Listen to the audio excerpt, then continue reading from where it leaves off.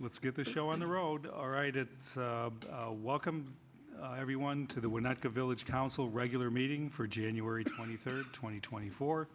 I'd like to call the meeting to order and ask everybody to mute your cell phones or other electronic devices. And I'll ask Rob to do a roll call for attendance. Thank you. Trustee Orsic? Here. Trustee Handler? Here. Trustee Dearborn? Here. Trustee Albinson? Here. Trustee Dahlman? Here. President Rintz? Here. All right. Item 2 is the Pledge of Allegiance. I'll lead us this evening in the pledge.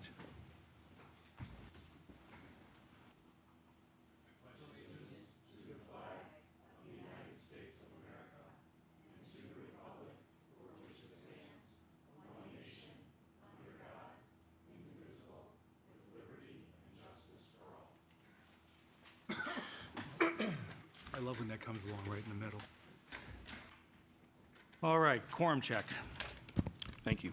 The month of February, the 6th, the 13th, and the 20th. Trustee Dahlman, I had you with a conflict for the 6th. Yeah, and I think as I asked if we could move some things onto the agenda. I'm not able to attend virtually because I have a leadership dinner Okay. in Atlanta that night. Okay. Well, we'll look at the agenda and see if we can reorder stuff. I know there's some pretty important stuff on there, so we'll have to work through that. Any other conflicts for February? All good? Okay. Thank you. All right, item 4 is public comment. This is the time of the evening where anybody in the audience can come up and talk to Village Council and share your thoughts with anything that is not on the agenda.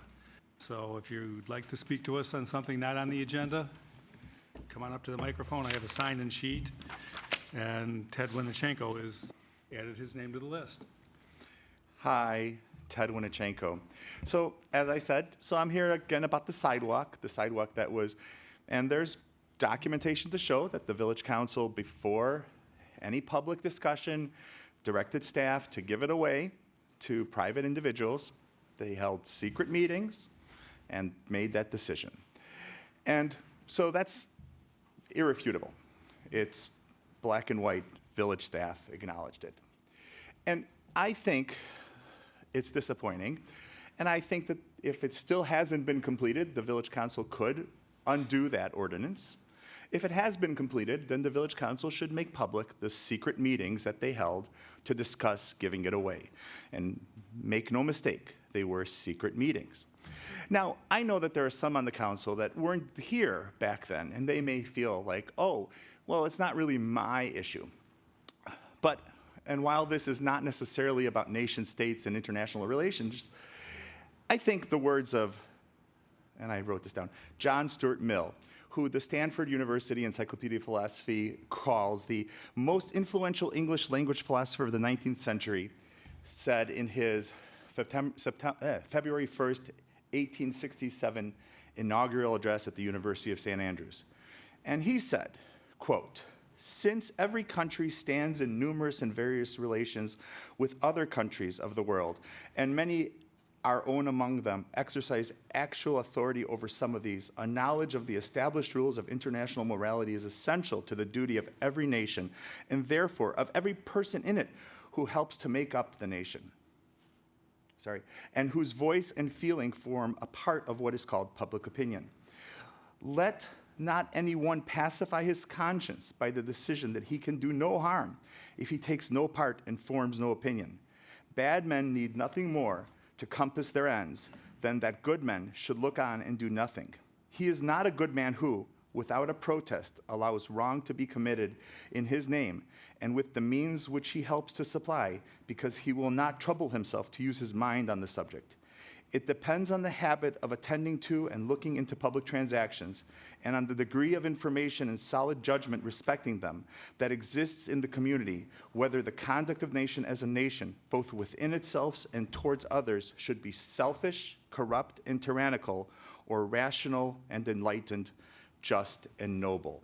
So all of you, whether you were here or not, when these secret meetings occurred, have a duty and a responsibility to use your voice.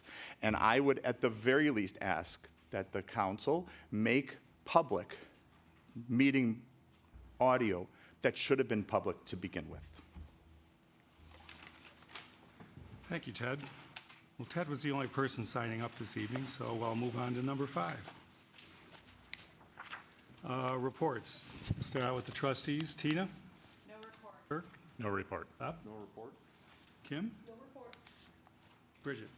I actually have a report. All right. It's very brief. I am on the Evanston Hospital Community Advisory Committee. I was asked to be on by somebody who's on there, and they haven't had a representative from Winnetka in a few years. And it serves to be a conduit of information, what the hospital has to offer to, like, perhaps our residents or our fire, police, whatever, and vice versa, if the residents need anything that they're not being serviced with, whatever. Nothing big from this first meeting, but they wanted, they've got the new name Endeavor, and they want to make sure that people are opening their mail when they see that and not throwing it away because it's now their hospital and instead of North Shore University Health Systems. So it only meets quarterly. We can discuss more if anything ever comes up that's of interest, like perhaps when COVID was here, it would have been a useful thing to have. So that's all. Awesome. Village attorney? No reports tonight. Village manager No report this evening. and village president. I don't have any report tonight. All right, item 6 is the establishment of the consent agenda. Does any trustee wish to remove an item on the consent agenda for a separate vote? Seeing none, may I have a motion to approve the final form of the consent agenda? So moved. Second. Voice vote. All those in favor? Aye. Opposed? That motion carries. We'll move forward with the approval of the consent agenda. I'll ask the village clerk to read the items on the consent agenda. Thank you. It's the approval of the warrant list dated December 29, 2023 through January 11, 2024, in the amount of $771,949.65. Thanks, Rob. Boy, with just one item, I could have done it. Maybe next time. Okay, may I have a motion to approve the consent agenda by omnibus vote? So moved. Roll call vote? Trustee Dahlman? Yes. Trustee Orsic? Yes. Trustee Handler? Yes. Trustee Dearborn? Yes. Trustee Alvinson? Yes. That motion carries. Item 8, ordinances and resolutions. I'm on the right one, right? Yep. Okay, ordinance number M17-2023, granting a variation from a Winnetka zoning ordinance to allow the construction of a pickleball court for an existing residence within the R2 Single Family Residential District. This is 889 Sheridan Road. It's up for adoption. At the December 5th meeting, council introduced the ordinance, reviewed the plans, and asked the applicant to consider a revised location for the pickleball court. Tonight, the applicant will present the revised plans, and David will walk us through this. Yes. So, President Rinson, Council, in response to the council's request, the applicant has provided a narrative and has included in your agenda packet, along with 2 options that they explored in terms of moving the pickleball court. The applicant is open to either option, but prefers option 1, which is up here on the screen. It provides a setback of 21 feet compared to the previously requested setback of 13 feet. In this image, you can see where the previous location was, and that's the dashed blue lines. So you can see a portion of it falls outside of the required front yard setback now. Option 2, the court would be rotated counterclockwise and shifted 2 feet to the north, thereby increasing the minimum setback at that 1 point to 15 feet. And then it's greater as you move along that property line. So in your packet is an ordinance that includes as the attachment option 1, which shows the proposed pickleball court setback 21 feet, whereas 50 feet is required. The draft ordinance can be found on page 6 of the agenda packet, and then the applicant is here to explain further why their preference for option 1. I'd be happy to answer any questions if there are any. Why don't we hear from the applicant too, David? Hi. Perfect, thank you. Good evening. Thanks again for considering this evening. Honestly, David did a great job of explaining the two options that we looked at, through some combination of pushing it a little bit further north and rotating it to see how much we could get out of it. He did a great job of explaining the two concepts that we came up with, and our preference for option one is simply just because it maintains the maximum minimum distance. Instead of that kind of pinch point at that southwest corner being 15 feet in option one, or option two rather, maintaining that minimum 21-foot distance, and in addition, keeping the court entirely parallel perpendicular with that south lot line, understanding that play of pickleball is generally east to west. In this configuration going over the net, there's just a much less chance of any stray balls, any players extending further into that area closest to the lot line that would be any kind of disruption to the neighborhood based on what the sport could be. So that's really kind of what we ended up with. Happy to answer any other questions or address any concerns that you might have. Okay, does anybody have questions of the applicant or David at this point? Question for David. So in option one, David, what percent of the court is still within the setback? I do have that number. Okay. Approximately 21% of the court would be located outside of it, so the remaining 79% would be inside of So it. 80% of the court is within Correct. the setback? Yep. Okay. Yeah, 7 or 8 feet out of the 37-foot width, essentially. Yeah, okay. What about for option two? Option two, it's slightly more of it would be located outside of that setback. It increases from 21% outside in option one to about 26%. So 3/4 of it would be outside of the setback still. So 20/80 versus 25/75, give or take. Wait, 3/4 would be within the setback? Within the setback, Within yes. the, not outside the Yeah. setback? Okay. Am I misreading it, though? Isn't the red line the setback line? Correct. Okay, but it looks like it's the opposite, like 80% is below, or in this picture, below the setback line, That's correct. outside. It's within the Correct. setback. Oh, okay. I'm Within the sorry. Okay. setback, yeah.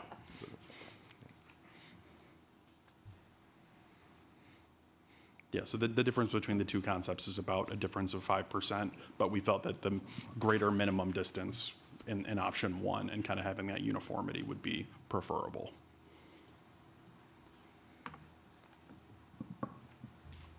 Other questions? I guess as I look at this, I mean, you could potentially make it conforming without staying out of the setback areas, right?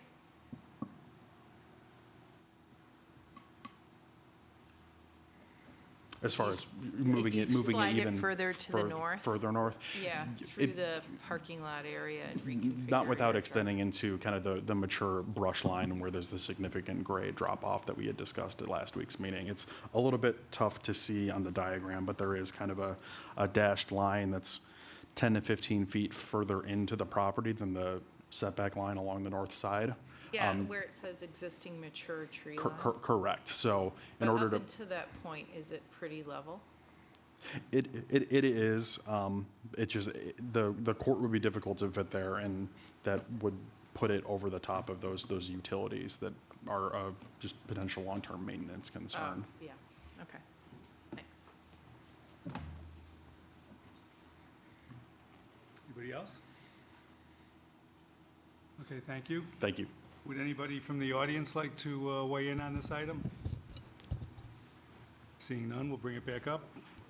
What do you guys think?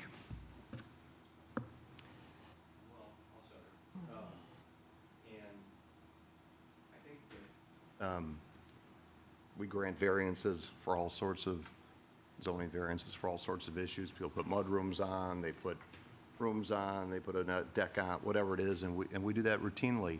On this one, just personally, I don't really see the hardship in this situation. I am a proponent of residents being able to use their properties, and I think that this resident is using his property. He's got a pool in the backyard, he's got a putting green. I think the issue here is that the front yard is just not big enough to accommodate the court.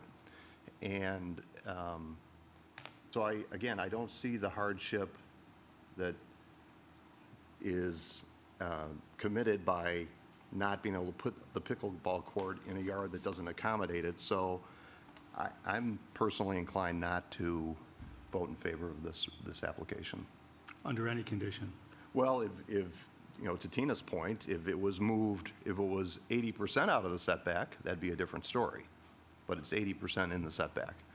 And so I feel like it's sort of it's a large breach of our zoning code in this case. I mean, if the yard's big, people, and Tina made the point earlier, people have tennis courts, they have, you know, ice skating rinks, they have basketball courts, and so on and so forth.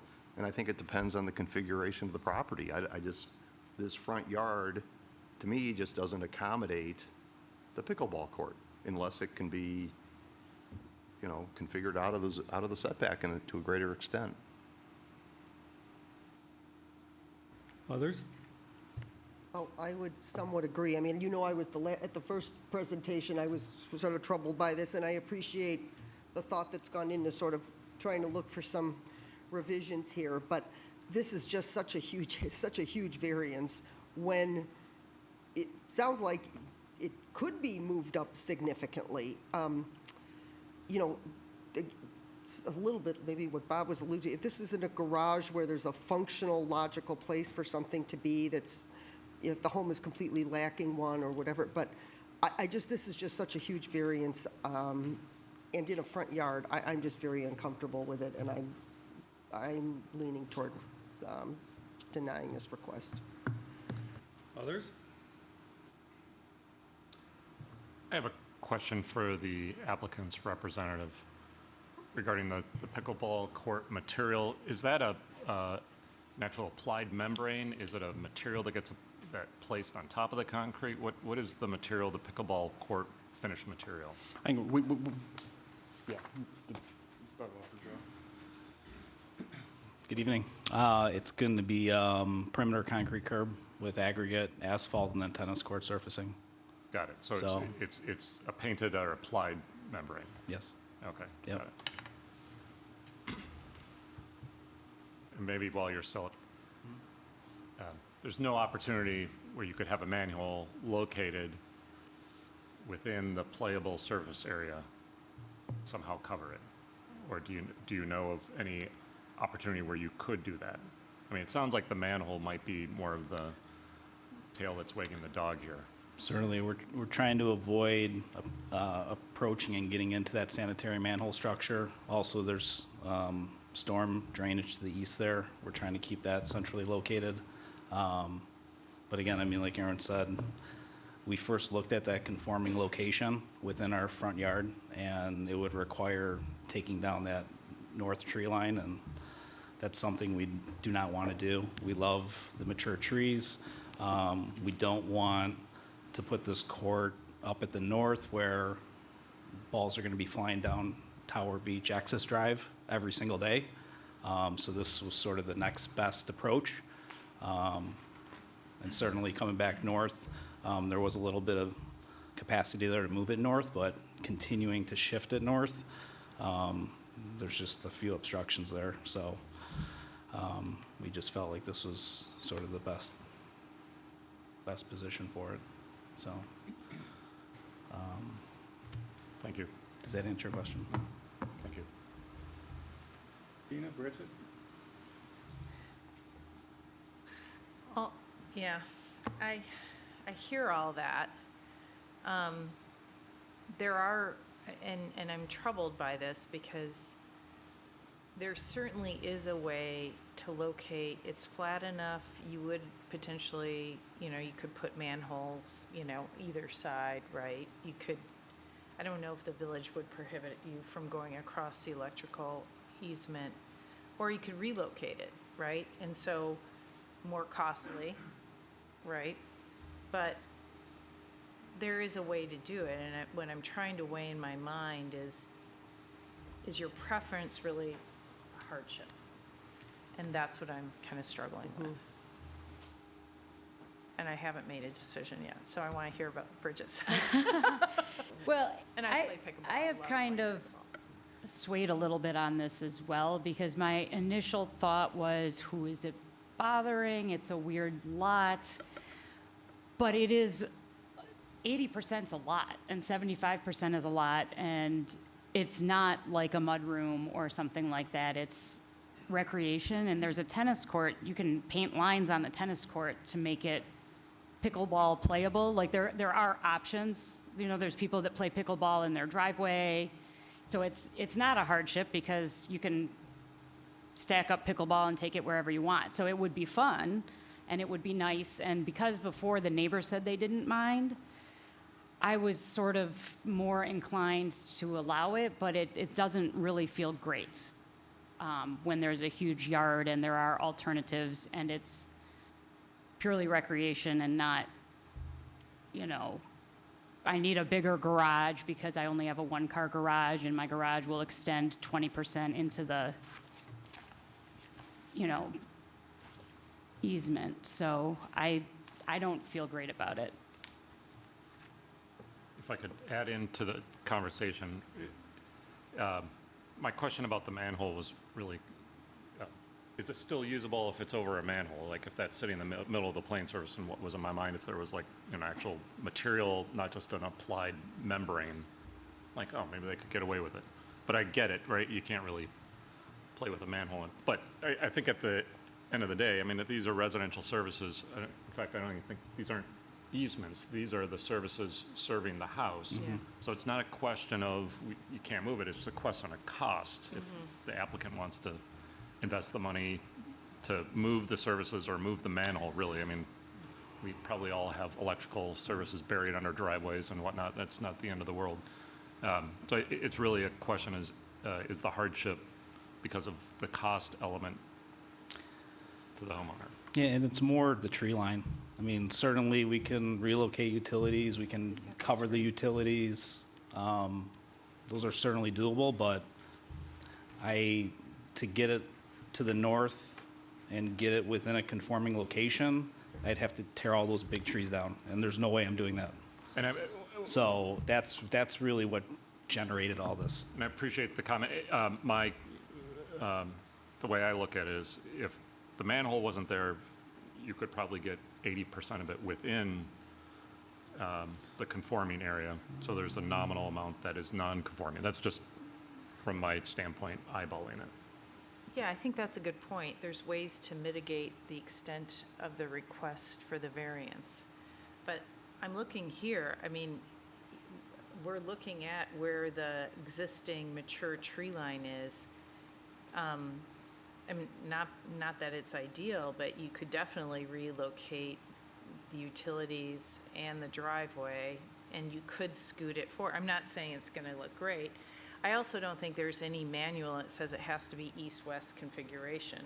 So, I mean, I'm all for, you know, enhancing recreational activities on people's properties. As I said, you know, we play basketball, you know, there's ice rinks that are temporary that probably aren't always permitted, you know, in the front yard.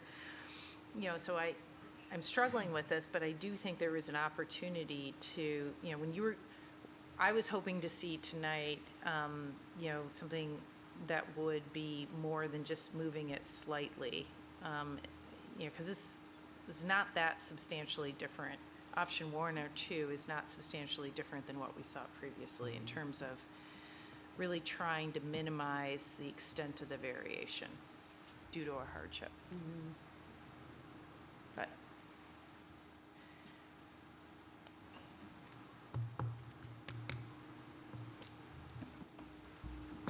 Chris? I'm just letting you guys run the show here, so. You're not a passive participant. Well, I was going to get around to it. Okay. So what do you want to do? I mean, it's obvious that, I mean, I can call for a vote. We can look at shifting it further north as much as we can to increase the percentage of the court that's north of that setback. We Yeah, can certainly look at it again. I mean, and then we'll, you know, there's certainly a threshold of if we, you know, if my family and I choose that it's too close to the planning area and all that, then we can look another direction, but we can certainly look at increasing that percentage of the court north of the setback. Okay, well, if We that's the could, case. we could look at it one more time. I mean, you only have to count to 3 tonight. Sure. So I don't see Maybe we could 3. shift it. So before I maybe- put you through this effort and everything else, what do you guys think? I mean, if he could make a substantial move of this thing and get more of it You mean out. like 20/80 instead of 80/20? I don't know. Yeah. I mean, I'm just eyeballing it, but move the sanitary manhole, which can easily be done. You could, I'm just guessing, and don't go within the tree line, but go up to it, maybe even move it a little slightly to the, you know, the east. Northeast? You could probably get 80-90% of it in. I mean, none of us want to be in a position to, you know, encourage a homeowner to take down some mature trees. I mean, I don't think that's the point, but, Yeah. you know, I Well, think that's a without asking reasonable you- accommodation. Yeah, and I think there's a way to, I mean, to incorporate some of the driveway material, right? I mean, I think when we originally. That secondary drive that's eliminated, so that's all green. There is no second entry now. Oh. So that first entry, the west entry off of Tower Road there, Yeah. that leads up sort of to the front of the home, that's been removed. That was already permitted and removed because I wanted green space. We don't have a use for two entryways and more driveway space, so that is not there. Yeah, so that's, Oh, so you're, Are you saying this driveway with the buses in it that we're looking at it is gone? Yes, that's Oh, correct. so you've got the whole yard then? So I'd probably look at maybe even shifting it a little west and north. And if we have to move that structure, we'll move the structure. We'll just have to stay away from that tree line as best we can and try to get those percentages that we hear tonight. yeah, I And conceptually, with that sort of movement, I'm not going to ask you how you're going to vote, because that's not fair, but would you look at that more positively? Well, For significant. sure. I mean, and again, just one perspective here, it doesn't have to be 100% out of the setback. I mean, I get that, but the Significant. ratios need to switch around a little bit, and if it's possible, Sure. you know, that'd be great. That's the official action. yeah. So that sounds like a better way to go to me. Yeah, I think so. You guys? Okay. Sounds good. Bridget, I Thank didn't you. hear from you. On what, on what you just said? Yeah. Yes, if it's closer to 80/20 the other way, that works for me. I'm really surprised that, I think we've all been operating under the assumption that driveway's there. Yeah. And if the driveway's not there, there's a huge amount of green space.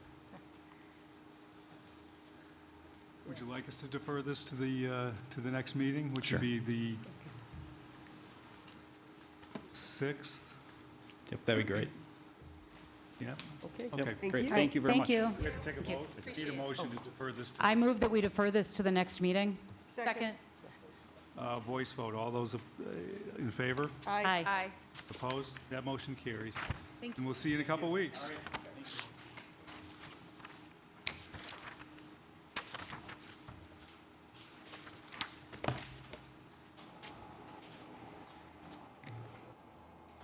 Okay. Next up, like David's already. Okay, ordinance number MC3, 2024, amending Winnetka Village Code concerning electronic attendance at village council meetings, and resolution number R3, 2024, approving a policy concerning attendance at village meetings by video or audio conference. Council will review and consider the amendments to the village code regarding updates to permitted exceptions for electronic attendance at council meetings. This was just a little background. Oh, hi, Kristen. Hi. I didn't expect you there. This was originally brought forth on, so that we would be compliant with state regulations on attendance requirements for childcare reasons. Correct, unexpected childcare reasons. Okay. And it's kind of opened the door for a discussion on something else, so we'll go through the whole thing tonight. And our Assistant Village Manager, Kristen Kazinas, will be the one to walk us through it. Thank you, President Rentz. Prior to March 2020, the Village of Winnetka did not allow electronic attendance at public meetings. The Village Code states, "It is the policy of the Village of Winnetka that members of the council attend meetings of the council in person." At an emergency meeting on March 17, 2020, the council approved a policy for electronic attendance at public meetings pursuant to the Open Meeting Act due to the COVID pandemic. Since that time, Village Council members have attended meetings electronically by providing proper notice and due to one of the following three reasons. 1, personal illness or disability. 2, employment purposes or business of the public body. Or 3, a family or other emergency. As President Rentz stated, the Open Meetings Act was recently amended to allow an additional reason for electronic attendance at a public meeting when a member has unexpected childcare obligations. There are 2 agenda items for council consideration this evening. The ordinance MC3 2024 amends the village code to codify electronic attendance at public meetings is permitted as outlined in the Open Meetings Act and the village's approved policy. And then Resolution R3 2024 approving an updated policy to add unexpected childcare obligations is a permitted reason for electronic attendance. Council did receive a request from a trustee to review Section 3 of the policy and consider amending the current limit of 4 electronic attendant meetings per 2-year term of office.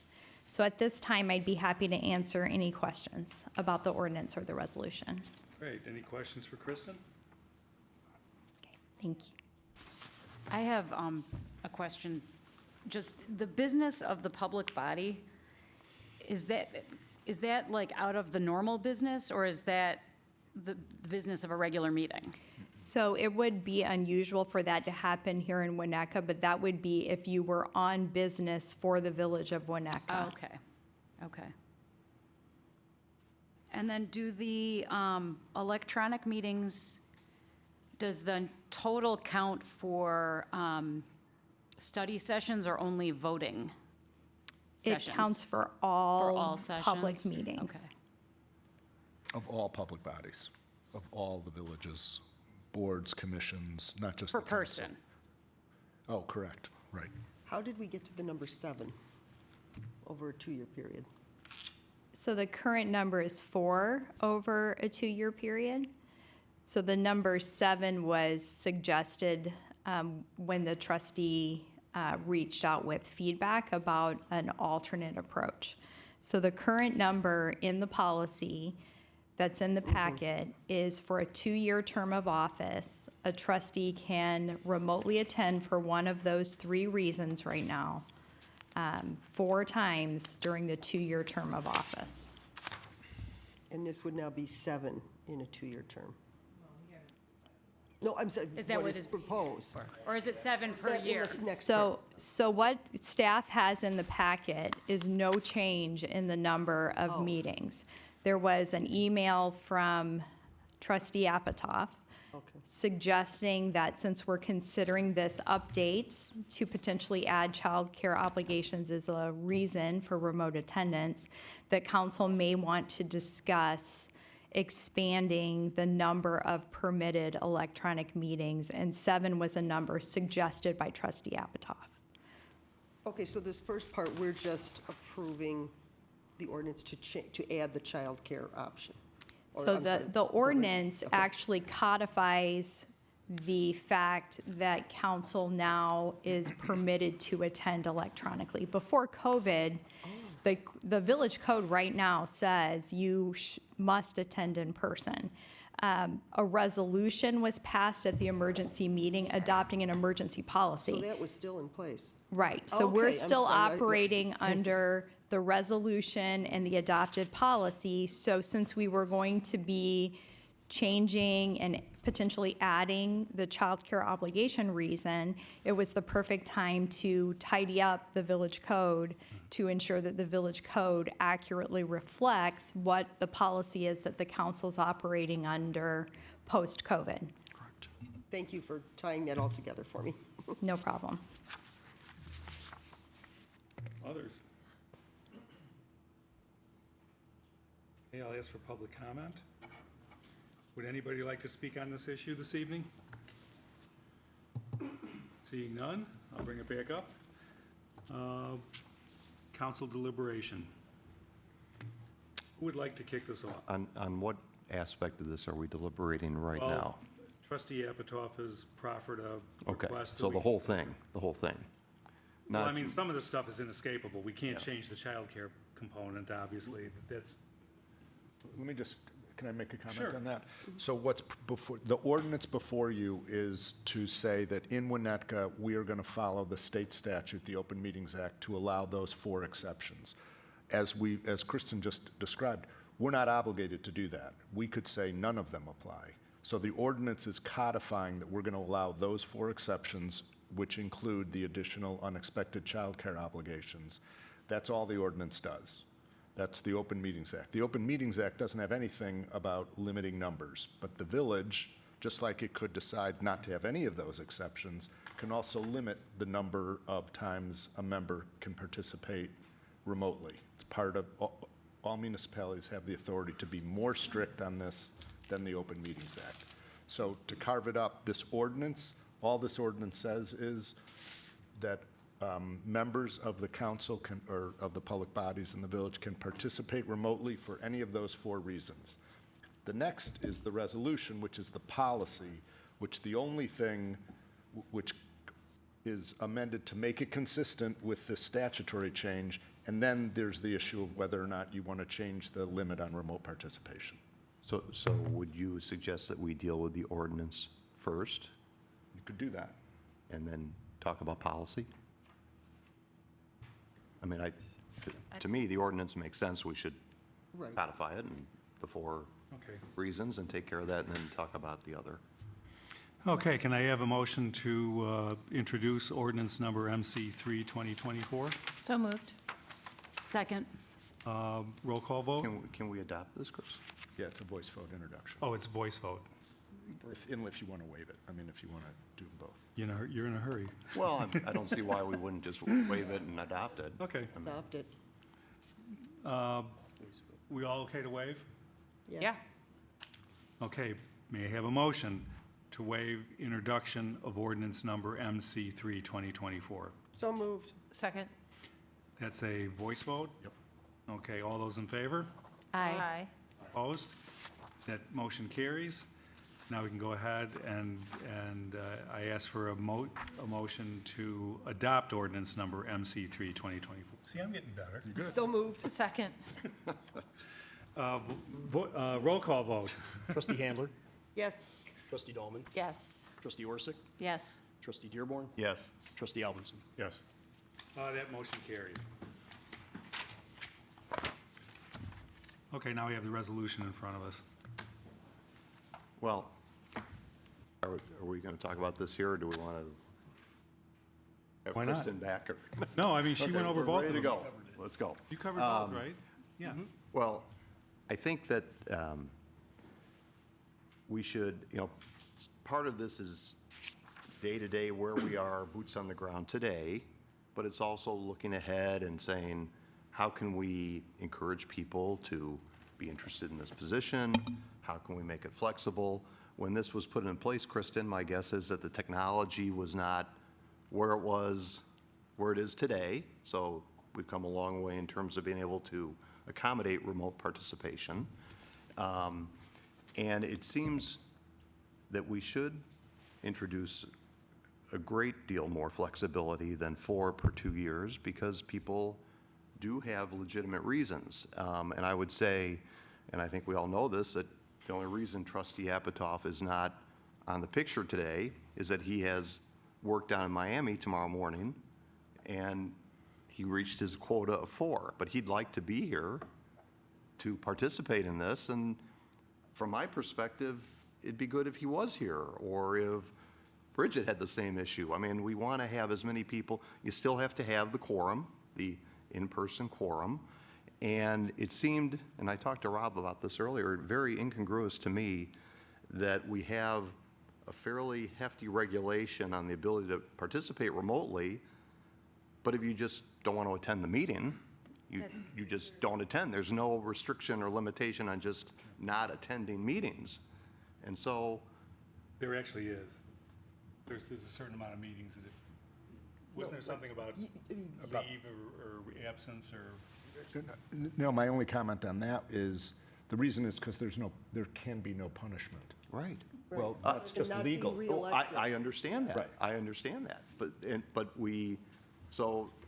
And we don't have that here in our, at least in my 6 or 7 years here, we've never had anyone that hasn't been here when they can be here. I mean, we have committed people, but Yep. you could have a situation where that's not the case. And my understanding was there was a situation in the past.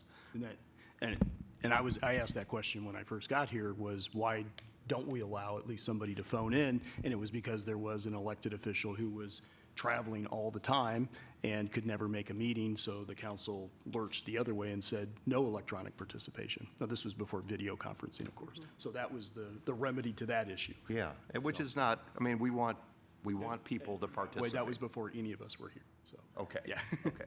But we want people to participate. So, what the right number is, I don't know, but I don't think that what Trustee Apatow suggested is going to encourage people not to be up here when they can be in person, because they would have to be away on business or the other stipulations. So I don't see it as a real issue, but I would rather have people on the screen than not here at all. You're not running the meeting. I mean, I know we don't like Zoom and it's a little clumsy. It's getting better, but It isn't getting better when you're sitting in the center seat, but it's not about me. The question I have for the group, seeing that you guys are willing to entertain 7, which to me seems like an insanely high number, that means that a trustee could potentially miss more than 2 months' worth of meetings in a year. Right. But they aren't missing them, that's the point. Well, Otherwise, but- if not, then they would miss the meeting. I think very Right. transparently, and I've said this all along, if we want to encourage people who, have conflicts with business, we should move the village board meetings to Thursday, because most business travel is Monday through Thursday. But what's at issue here is not just that Trustee Apatow, and just being fully transparent, it's not that he's got to be in Miami, he also has a house in Florida. And when I went through the caucus nomination committee process, I was grilled on my schedule and whether I was going to be able to attend in person on the current village schedule. So although I'm arguing against my own self-interest because I have to miss potentially one of the biggest meetings we're going to have all year on February 6th, I worry that to govern, you have to be here. And I worry about going to houses out of state and,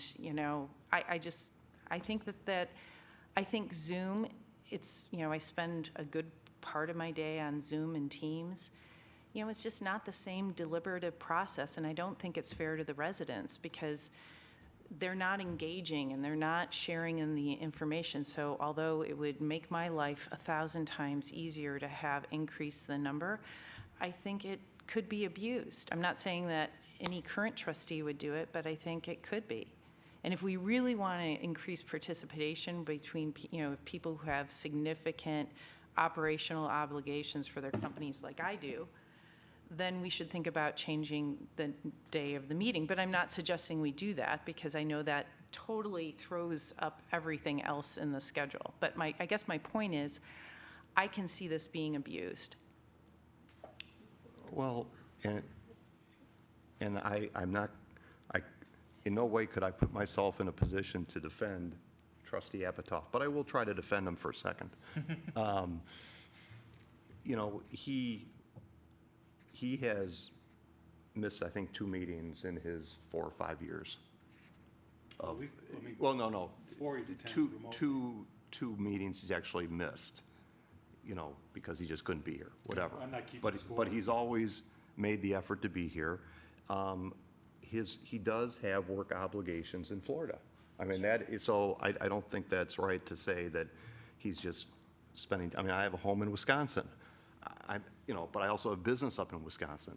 So, there are times I'm going to be in my home in Wisconsin, but I'm going to try to attend remotely. I mean, that's just the way it is. So I don't think this would lead to anyone abusing this process. I think this is just reality. Is 7 the right number?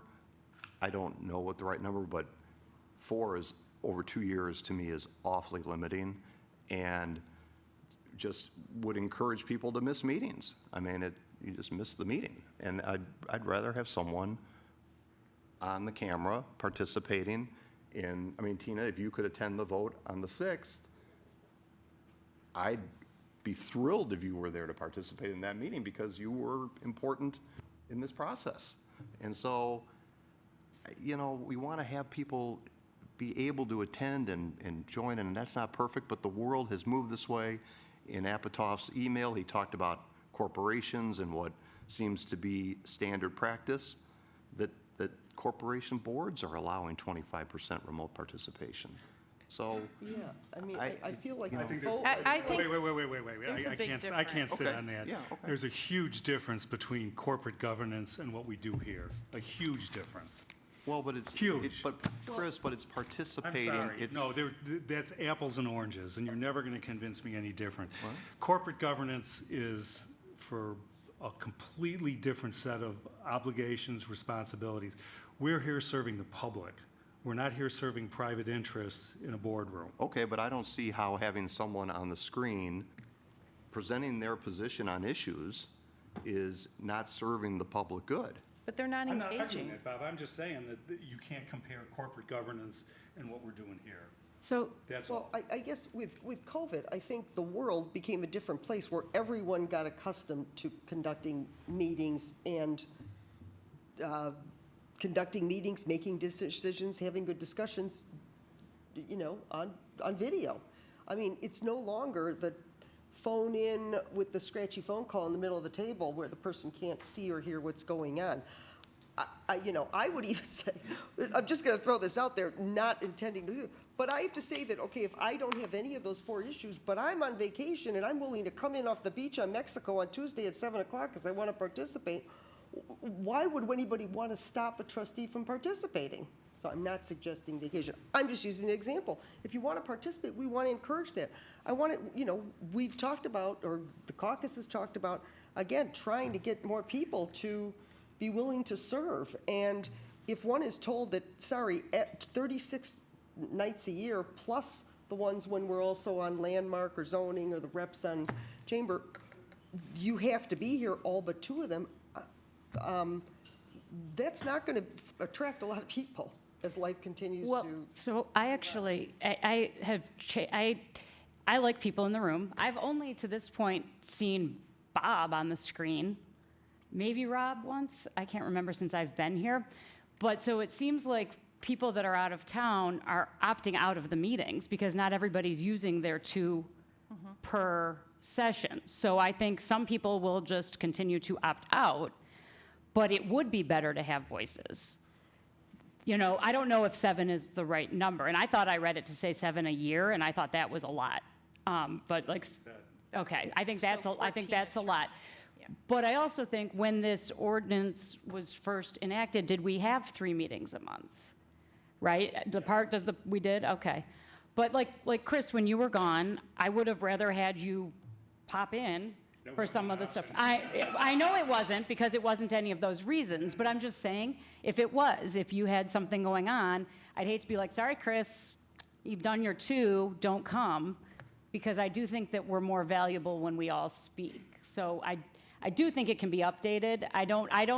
I would definitely never want to see more than 1 person on a screen, and I would hate to see a screen very often, honestly. I don't think that's great. And I don't think we should ever have a situation where there's 2 people on a screen. Like I once said when we had this, just imagine, because this came up a while ago, if we had like everybody here on TV and our residents here, like that would be heinous. You know, you wouldn't want to. Have that, though. I think one time, Kim, you were ill. And yes, Rob was and out on Chris work. asked me not to come, And so- there were two on the screen, but you have to have a quorum, In the room, so you'd have to Yeah. have 4 humans in the room here. right? Well- And if we're hoping to get young, I mean, I originally, I'm like, I like bodies in the seats, and I think it's important for governance, and you don't want people being long-distance trustees and not knowing what's going on. But is that actually going to happen if you move up from 2 a year out of 36 meetings? You have hit it, I mean, at least my perspective, because I don't have a dog in this fight. There's no way I'm ever gonna try to chair a village council meeting on a screen. It will never happen. A, because I don't believe it's possible, and I think it would be a horrible disservice to the council and to the community to try to do that for whatever selfish reasons I might have. But 7 meetings in a year is 20% of the meetings. 20%. And I'm hearing what you're saying about participation, but if you can't make the commitment to be in this room, I think maybe you made a mistake in accepting the nomination and the position. I think it's less than 20%. I mean, because. 7 over 36. But this includes monthly plan commission meetings, EFC meetings, zoning. Oh, I understand all that, liaisons. So yeah. you have those commitments as well. I think, Peter, that this would apply to, correct? This only applies to No, council this is meetings. village council. Oh, it's only to the council meetings. But. I thought but Kristen our talked about the other schedules meetings. include more than the 36, so The current policy is during their term of office, no member of a public body attend a meeting of the public body electronically more than 4 times during their term of office, of the public body. So, Or of, you are all member of this public body, so that's a limit. Okay, I misunderstood Kristen on Could that. could we think about maybe doubling that for now and just seeing how it works? I don't think anyone's wedded to the number that was suggested. That so would be- my, That would be Yeah. for a year. yeah. That would be fine with me. That 4 a year would be fine. I just think it sends the absolute wrong message. I mean, I was grilled on it. And so that told me, and I was grilled on it by younger people, and that told me that it was important that I'm not sitting in my Florida house or my Michigan house, or that I'm not, attending a meeting in Grand Rapids and then in the summer and then going to my Michigan house, which I could do because I have business in Grand Rapids, but I don't, right? Because I think it's important to the public process that our residents can see us, can interact with us, and that just doesn't happen. But I am fine with doubling it to 4 a year, so 8 for a term, a 2-year term. I think it's reasonable to try, but I think we got to be very mindful and careful because this isn't just a business meeting or a corporate board meeting or even a nonprofit meeting. This is a public hearing. Most of our meetings are public hearings where people have the opportunity to interact with us. And I think it's an important message to our community that if we're going to govern and we're going to volunteer to govern, that we've got to be in our seats. Kirk? large audience we I've have. been silent, so I'll at least comment. When this idea was raised or brought to my attention the last number of days, I'm in favor of it, and I, like a number of us, where I work out of the state on occasion. I go to vacation home out of state on occasion. It hasn't been an issue for me yet, but I would be in favor of increasing the amount of virtual attendance opportunities. Would it give me more flexibility with my work and my personal life, and allow me to participate more. Whether or not 7's the right number, I don't know. I mean, I haven't really given any thought to that, but I'm definitely in favor of increasing the amount of remote attendance times that we can have. What do we think about numbers? I mean, I threw a number out there, just pulling it out of my pocket. I mean, I think that works. I can support that. I also think if you really want, if the caucus is concerned about getting people, then we should really think hard about changing the day. Not now, not this term. But if you had a Thursday night meeting schedule, you would open it up to, all the accountants, the consultants, private equity people. I don't know if that's the case. Yeah, it is. Oh, well, yeah. Because I've talked to many people, and they're like, I travel Monday through Thursday. I mean, I think there's a lot of people who travel. I'll just comment on that. So I was explaining to Chris earlier today, I'm a real estate developer. I had an issue when I was serving on design review board where I had a project going through approvals in another community, and it just so happened every meeting time was the same meeting time that, that we had design review board for a period of months on end. And I can't give up my job for this as much as sometimes I would enjoy that, but, and remind me, DRB, yeah, thanks, Chris. DRB is what day of the week? Is it a Thursday or? Yeah, and so it just so I think it's, I don't want to say luck of the draw, but I think it depends on who it is or what their profession and. That's true. that sort of, I would open that up for conversation with maybe another topic. And to answer your question, Chris, I mean, if I'm just spitballing, somewhere in the 4 to 6 range, I'm taking feedback in live here, and that's just my reaction, trying to, weigh in, thinking of a compromise that might be less than 20%, but also something that's more than what we have. Well, I'm facing this way, Bob. What are you thinking? Well, I think, I agree with Kirk on this. I think 5 or 6 a year would be, I'm on the higher I would have end. no problem with that. Again, my guess is you're going to find that it's very infrequently used. But if someone has travel obligations, I would rather have them here.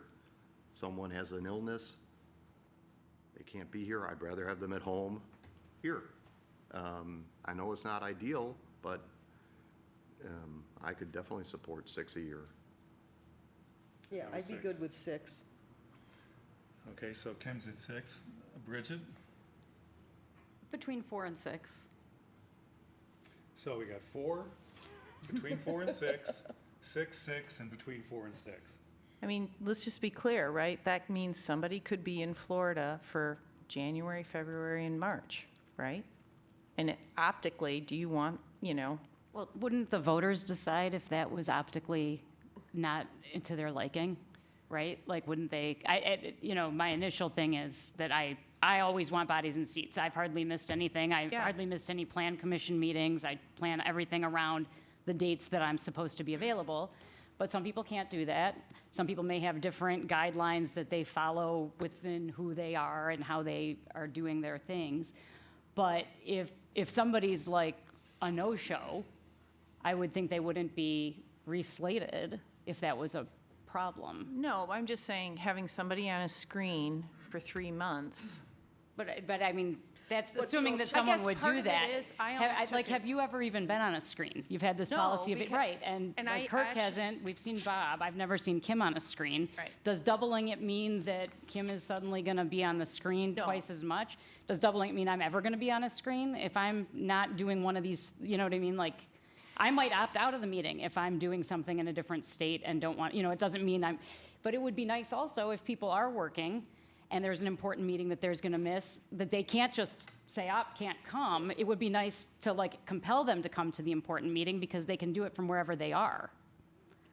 I think we have to, given I don't what our disagree. role is, count on some level of good judgment of Right, people who've right. committed to this job. Obviously, you're expressing concern about not being here on the 6th. If people will juggle their schedule to the extent they can for the important meetings. If it turns out if it's a study session with 0 people in the audience, does it really matter if one of us is on the screen? I think we all are professional enough that we can function using, know how to conduct ourselves on Zoom and convey information and listen and participate. So, I guess I'm all for trying to make this as easy for good people to continue to participate as village council members as we can. So in the spirit of narrowing down the request. The number. I'd be in favor of 6, and it's not to say this is a permanent thing. I think if we're going to do this, I add it to the list of let's review this in a year and see how it goes. Yeah. That's a reasonable approach. So we're going from 4 to 6? Well, From 4 to 12? we're going for 6 per year, We're going to 12 then? Yeah, correct. in a 2-year term. Well, I would actually advocate having it worded in some way, Peter, to be the fiscal year of a term, so that, to Tina's point, someone can't say, well, I only did 2 that first year, now I have 10 in my hip pocket. So per year, So I would do per per year, year. 6 per year. 6 per Yes. year. The term is what? No May banking. 1st. No rollovers? No rollovers. No Zoom banking. No rollovers, right? Well, we could just make it June 1st, because then we're generally clear of the You could do it, swearing yeah, in. you could do that. Right? June 1st, all right, no rollovers. Vacation time, right? So is 6 the number? Is that what I'm hearing here? I think it's 6, and I agree with Kirk. I'm going to vote against it, sorry. Okay. On principle, I just don't, you know. Bridget, how are you with 6? 6 is fine. It's getting towards the top, but I don't think that people are going to use 6 per year. I don't know. Find out. And we will. Yep, and let's revisit in a year, I think. Or the voters will Right. decide if they think someone's missed too many meetings. Because they'll be participating. Start June 1st. I think the question, in my mind, more of the question is that once that person's on the screen, they're not really interacting and asking the applicant questions, right? It's just not, it's not as interactive. I saw Bob Dearborn ask questions. Bob is. He's the only one I've seen do it. Like, this just doesn't seem to happen that often. It was no, may have been a problem here, but Have we ever heard from a resident that they were upset to see a trustee on video at a meeting? As far as we know? Probably not, because it hasn't happened, but if somebody decides to be 3 months in a different state, that might be. well, this is a policy that can be changed. I mean, obviously, an ordinance can be changed, but this, if it became a problem, it could be changed like the issue was changed when the person didn't attend the meetings. No more calling in. So,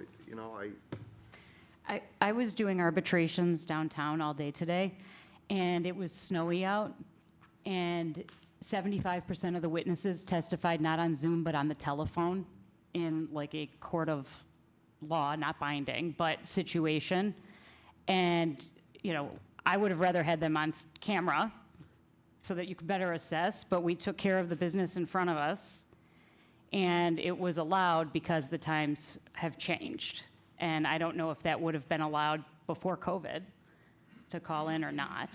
But I never had it happen before then, and now it happens kind of frequently, and we're able to. And that's not that this is definitely, I don't want to say more important, but it is, to have people in the room and whatnot. But just saying that just today alone, I saw a lot of virtual business being conducted under the but code law. in the end, and I missed last week's study session, but I watched it on Zoom. It was fascinating. It was gripping. That is one not. We missed you. Well, it's one. There was some interesting conversation there, but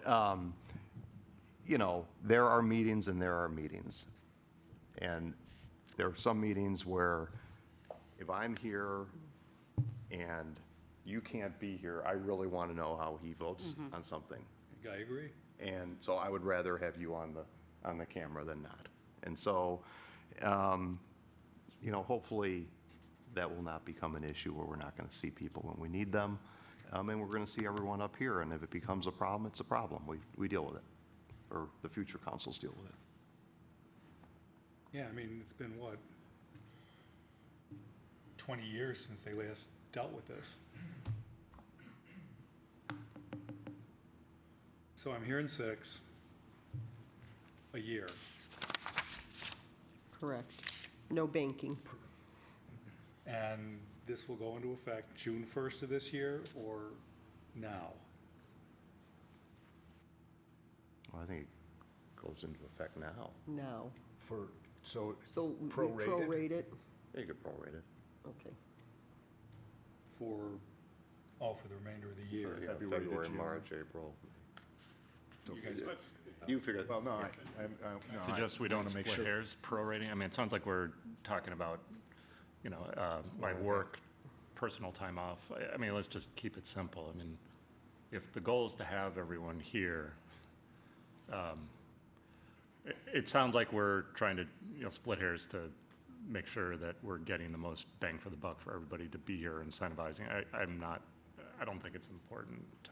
So I'm clear. You gotta get it right, though. Yeah, I just want to make sure I'm right, because it's not written down right, so I need direction. So you want it to be 6 per year, and the year is June 1 to May 31, and the year we're in now, everybody gets 6 starting now. Well, I'm just making sure that. 6 for this, until the end. So if you've used 2, you've got 4 left. Okay, Okay, so I just, I'd say 3 from, whatever, today That all through then needs to be a part of the through policy and May written in the 30th, record. I and then think June 1 We're starts. just adding words to paper. I mean, is it necessary? Well, Apatow needs to know whether he can attend remotely for the rest of the winter, or whether he's gonna have to fly back But currently, here. it's 2 per term. So let's just use. no, it's 4 per term. 4 per term. 4, right, okay, so 4 over 2 years. I'm trying to do the math in my head here, but it's like, okay, well, if we don't specify per year and it's just per term and someone's used 4 already since last June 1st, then if we change nothing else, they would have 2 more until May 31st. Why don't we just say that? We have about a third of the year to go until June 1st, Chris, you were saying? Is it Yeah. June 1st? So it's about a third of the year to go. Just say from here to June 1st of this year, 2, and then 6 per fiscal year, rolling from there on. Okay, as long as. I mean, if people agree with that. Does that make sense? But Bridget? measuring- Sure. but I also measuring like as of Kirk's June idea.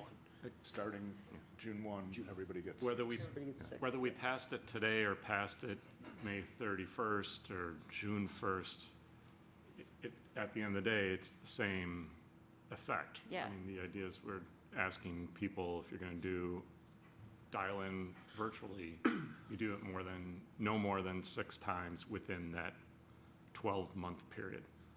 So I just don't feel it's necessary to split hairs. If we look Like- back since last June 1st, if someone's used 2 or 3, Well, because it's based on the 4. Just let's use, and even, he's not here, I'm sure he'll watch the tape, but let's use Rob as an example, because that's what we're talking about, really, at this point.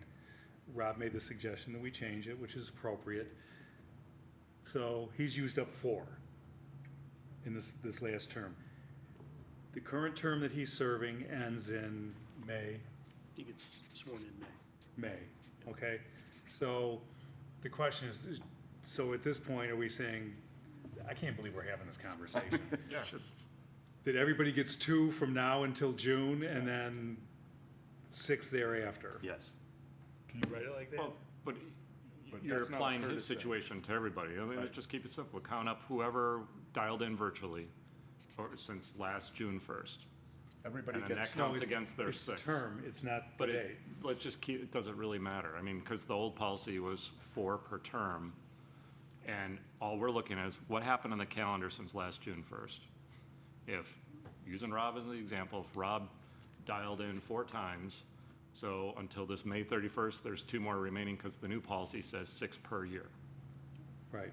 Let's just keep it So for simple. somebody who hasn't used any, they have 6 6. until. They Yeah, have but if 6 somebody until hasn't now. used any, are they all of a sudden going to dial in 6 times? Like, I think we're not, Gotta write it, yeah. So I'm just, I Yeah, understand. what you're it's, saying. you know, Any Okay, point I of say keep splitting it up the simple, year? 'cause I nobody's think gonna- Kirk's is simple. Yeah, We're not so it's trying to just be 6. punitive here, I think, right? And it's, I mean, let's not, I just want to get the ordinance right, yeah.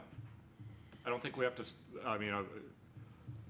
because there is a gap. if somebody really wants to abuse it, it's like, well, Well, it's just that there's a gap there that was not dealt with in the conversation about 6. We have a gap. We're in February, we got 4 months until we start counting 6. So how do we deal with that other, I don't think it's splitting hairs, I think it's just being careful and appropriate, because we're changing the policy today. So if you want to go back to June and count up that's fine. If you want to just say 2 until June, we can do that too. I think it applies regardless of defining it. The new policy would be easy to interpret. If you had nothing other than saying you get 6 per year between, June 1st and May 31st, it's, regardless of what the previous is, it's easy just to see, well, how many times did somebody attend virtually and how many do they have left? What are you guys gonna do?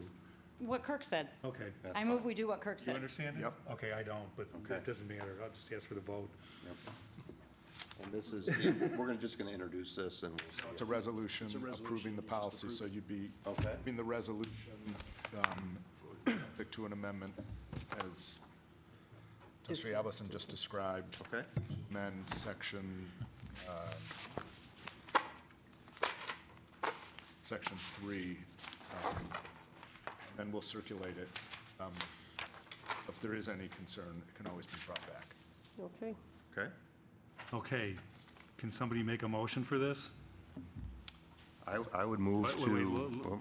let me make it formal. Okay, we're talking about resolution number R3 2024. Can somebody please make a motion and state your amendments to that motion so we can move forward with the vote? I'll go ahead and make the motion, since I think I'm being quoted. To approve To approve resolution. the resolution to modify whatever the resolution to allow for, a change to allow for 6 virtual attendance days.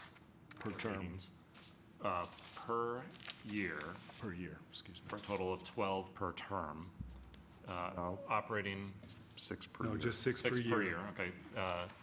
Operating between June 1st and May 31st, And that number will take effect immediately. and the number to take effect immediately. I second. Can I ask a question? Would it take effect immediately, or would it be just retroactive to last June 1st? Isn't that what you're saying? You count up how many? Same thing, takes Yeah, it effect doesn't- immediately. same I don't thing? think it Okay. matters. Oh, it doesn't matter? Okay. Same thing, yep. Okay, good. Okay. So there's the motion. Can we have a second? Second? No, trustee Orsic, I think, Oh. had seconded. So I have trustee Alvinson, second from trustee Orsic. I'll start with trustee Alvinson, Yes. trustee Orsic, Yes. trustee Handler, Yes. trustee Dearborn. Yes. Trustee Dahlman, No. carries. Okay, that motion carries. May I ask one question before we move on? Sure. Is there any remote attendance allowed for any of the subboards? Of what? Like ZBA and, Applies for all public bodies and so are there similar policies like this for zoning and plan development? Number of, yes, this applies for all of the members of all of the public bodies. I thought that when that question was asked before, you said it was only us. Oh, you were asking about, I thought the question was if we serve on other, as liaisons or something, like, does it affect meetings? you may- But I think what she was asking is like, the other bodies have 1 meeting a month, and we wouldn't want them to have participate remotely? 6. Okay, well, I don't know that, Subject to the, Kristen, we've always interpreted, they're subject to the 4. okay, so theirs hasn't changed. This is only, because Well- they have fewer meetings, so. So now we have to decide whether or not you want this new policy to, I thought you were making this policy effective for all public bodies. I think it's different when we have 36 meetings versus 12. So I think this should be only for village council, and that the current policy should stand for the other I subcommittees. agree. Yeah. Is that possible, Peter? Of course. Okay. Well, that's, yeah, I mean, I think that's what we all Let you were understand it. assuming as That's we what were I- That's voting. that's- not I what heard. my understanding was. I thought that was this was just applying to Yeah. this body, Okay. not all bodies. I'm glad I asked that Yeah, clarification yeah. question. And Peter, I don't think you answered the question wrong. I think it was just Yeah, I get it. misinterpreted. Understand. Okay, And I thank you. would as well, because, I was on DRB and they didn't meet every month. And it's like, well, you could probably get away with doing 3/4 of your meetings virtually.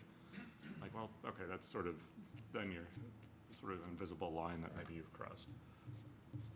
So I would be in favor of this applying to village council, not to, Well, we've already voted, so we can't change it, so. so we can do another one?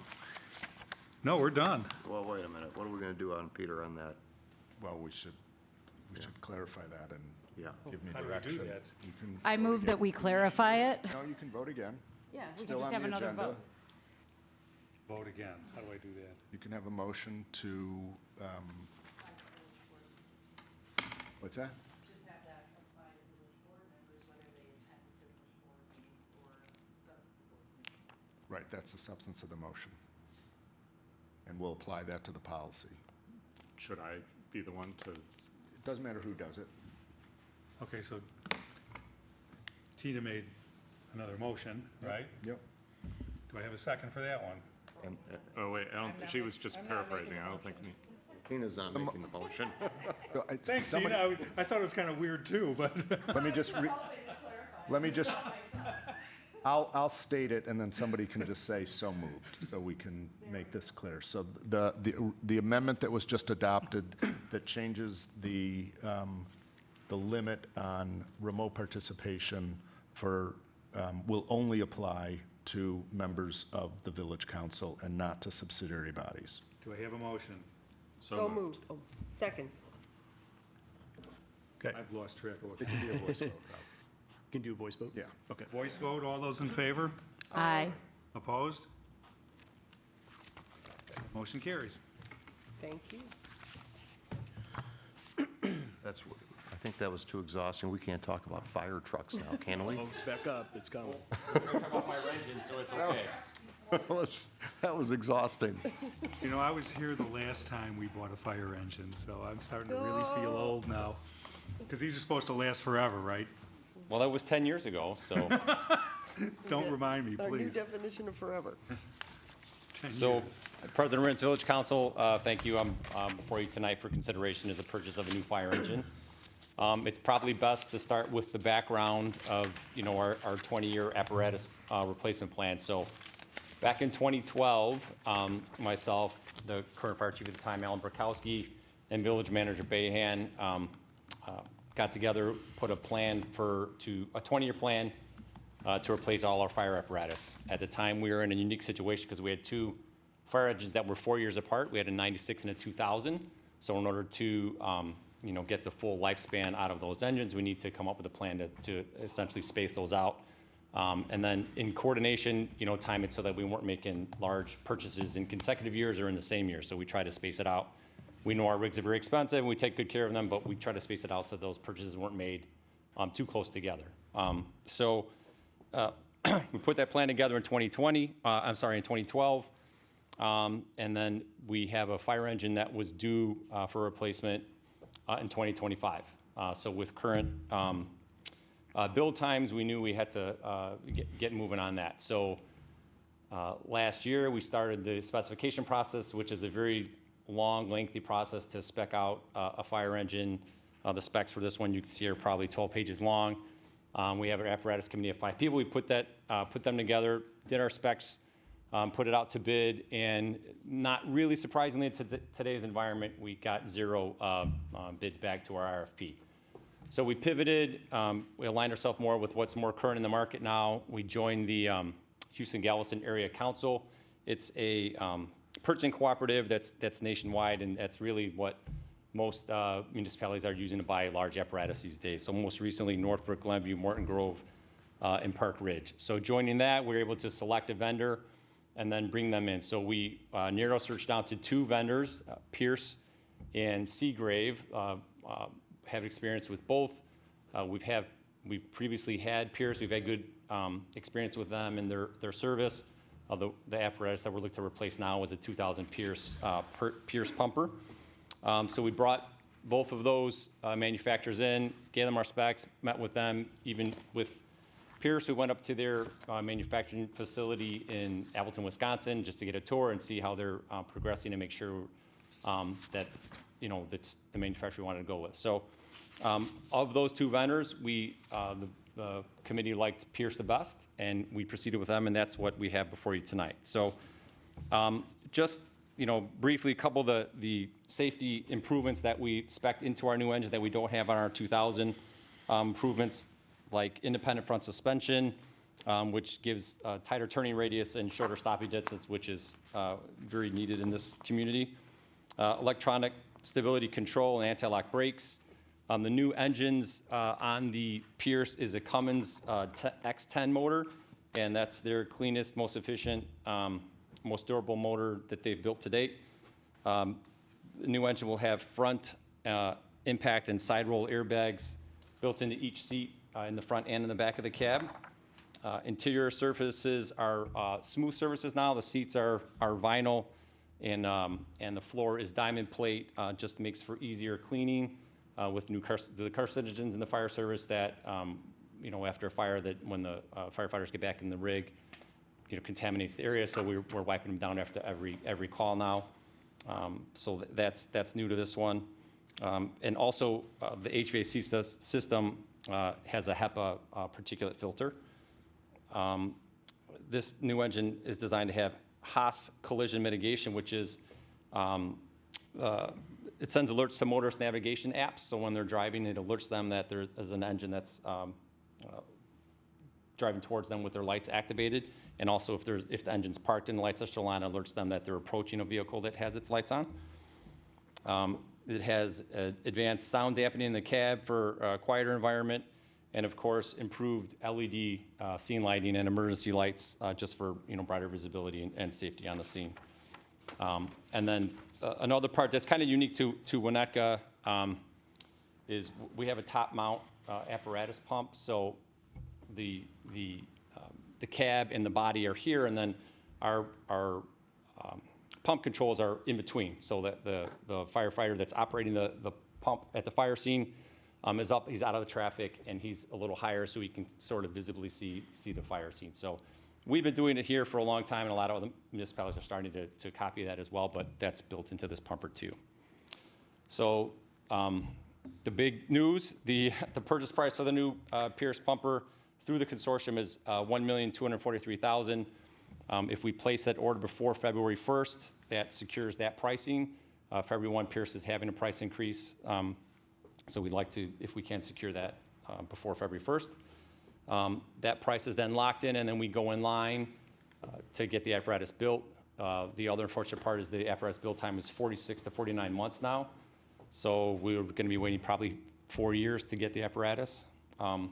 In doing so, we have then adjusted our apparatus plan, and I'll touch on that right at the end, how we had to adjust that because of these increased wait times. So the purchase agreement that's before you tonight has already been vetted by Elwood Freeman. They negotiated some additional language and an out for us. So if the build time exceeds 55 months, we're able to get out of the agreement. So if they extend it to 10 years or something, we'll have an out to get out. During the preparation of the 2024 annual budget and 5-year CIP, we reviewed our 20-year plan with the finance department and determined the pumper should be moved from 25 to 27. This is when we were building the budget. For this year, we moved it out to 27 before we actually knew it wasn't going to be built till 28. So the quote provided by Pierce will, like I said, includes a 2028 delivery and necessitates the change in our CIP. We initially budgeted $950. This 1.243 will then be moved out to 2028. Finance department has reviewed the change and determined that sufficient cash flow is projected to accommodate the price increase and move the purchase from 27 to 28. You have the 20-year updated plan as part of your packet, but I'll just go over it just briefly. By moving this current engine purchase from 25 to 28, that the age on the engine will be 28 years. At replacement, it's a 2000 that we're looking to replace. In doing so, we would move the next engine purchase from 2035 to 2038.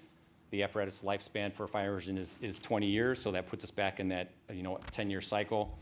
Our truck was due for replacement in 33. We moved that to 35. That'll be 25 years at replacement time. And then our ambulance that council approved in 2022, initially expected to get in 24. That has now been extended to 25. And then our other ambulance would be on replacement for 2031. That would get us back on a regular cycle. And with the new dates, there's no apparatus that are being purchased closer to 3 years together, and some are spaced out at 4 years. So with that, I'm happy to entertain any questions you might have about the fire engine. Questions for John? I just had a couple questions. They're able to lock in the pricing in 2024 for delivery in 2028? There's no escalator or force majeure or anything? Like, how do they, That's probably why it's 1.2 yeah. million, Yeah. but yeah. Did we think, I'm just curious, because obviously we hear about the transformer issue and the delays with that. Is it just similar post-COVID supply chain disruptions that are continuing to disrupt the system? Or what's the extended delay? Yeah, it's a combination of, it's still catching up, from COVID, and staffing. So when we toured the plant, they were showing us that a lot of the manufacturing was just done by people. They've been trying to hire for years. They're just not able to get the people in. But what I liked about Pierce is they're switching a lot of their manufacturing process to be automated. So, for example, there was a person that hand welded a lot of the welds on, and he could do 2 a day on one of the chassis parts. They were showing us that they had brought in, a machine that the person still has to operate the machine, but he can now do 8 a day. So I think the wait times that they're giving us are current, but I'm, having toured the plant, I think a lot of the improvements they're making are hopefully going to expedite some of that. And then the other company that you were looking at, they had similar delivery schedule? Yeah, similar wait times. The earliest I heard is 3 years, and I'm not sure if that's even realistic from those companies. I think that's probably them trying to be ahead of the reality of 4 years. Yeah. And price range, everyone was in the same Okay, price. okay. I have no other questions. So Chief, the net on this from a capital budgeting standpoint is that the whole stream at the moment just goes up $300,000? Is that, we're not offsetting that anywhere, that's cost of doing business? And I was kind of curious with our friends at Elrod Friedman, you say that if it's not delivered, we have the opportunity to cancel the order after 55 months. I mean, we need the pumper. Is there a way to have that option to cancel, but also maybe there's an option to get a discount if they don't? There's already a discount built in if you want to pay up front. I mean, No, I know that, but, Penalty, yeah. so they go to 56 months, they say, well, Winnetka, you're out. We can't accommodate, see you later, but we need the Yeah, pumper. we Agree to it. Yeah, they can't terminate. It's only the right's on us to terminate. But to your point, you're right. We would have to look at it. If they say we're going to extend it 10 years, maybe everyone, I think what Ben was trying to do is, give a little power back to us if they say, okay, this is really, we're going to extend it out to 10 years now. Give us a way to get out, to maybe go with a different manufacturer. Pierce really just got really busy in the industry. They may want you out. Something happened. Yeah. They may want you out, and I was just wondering if there is ever any provision for a discounted price if it goes beyond a certain point. It can be if they would agree to it. I don't know if they'll agree to that. But usually, once you have a right to termination, that forces the other side to the table, and you could maybe negotiate a price reduction then. I mean, that's what usually happens, And then contracts. Okay, and well, hopefully it won't be an issue. Hopefully it's going to move along because we need the pumper, right? I didn't realize we had a fire department apparatus committee. Yes, I should have mentioned that. I'm actually going to name them since I'm here because this isn't even the committee. Oh, This it's is not? this is my support team. Who's on the committee? It's firefighters, Captain Dennis Legan, Lieutenant John Colpert, Lieutenant Tim McCloskey, firefighter Johnny Sigmeni, and firefighter Jack Popowski. I tell you, I mean, these, when we went to the tour at the Pierce plant, they were asking questions that the salesman said, I've never been asked that before. I mean, suspension questions, really, really sharp guys that are on this team. And it's a lot of work and a lot of effort to put this together. Awesome. It's just a lot of time and a huge commitment. And these guys all stepped up. They took great pride in their, in their fire engine and in their job, and put a lot of work into it and spec'd it out really specific for us. And asked really some hard questions to the guy. Quite honestly, he's like, well, I'll have to look into that because they have a lot of experience. Dennis and John both have over 20 years experience. So. And that committee's looking at ambulances and they're looking at other trucks, and this is the committee that we rely on to. And we try to keep it to 20-year experienced guys, and the two firefighters I named, Johnny and Jack, are both newer firefighters, so we're working on that Great. Get them educated and trained up to be on the committee for the duration of the Yeah. 20-year plan. That's great knowledge to have. Thank you. Yeah. Chief, it says that we don't have to do any down payments and full payment upon delivery. Is that typical of the all manufacturers? In this case, yes. Most places want it up front. We used to get a prepaid discount. We discussed that with finance, and the finance director felt it was better to not do the prepayment because it's such a length of time. But historically, Winnetka, we always prepaid. And we took advantage of the discount, but we were only waiting 8 to 12 months at the time. Okay. But yeah. We could earn better on our cash. No, lots I'm not here, so- pushing for that. it just seems unusual for such a significant capital expenditure. The manufacturer Given doesn't the- want money. Given, I some know. money I asked that same question, and Yeah. it was like, no, they weren't asking for it. So I was a bit surprised, too. They're gonna- Yeah. Well, then they'll hurry up and get it done, get their money. Yeah. I would hope so. Thank you. For the record, the Empire State Building was built in 18 months, and that was 90 years ago. It didn't put out fires with it, though. But it doesn't have tires and a steering wheel.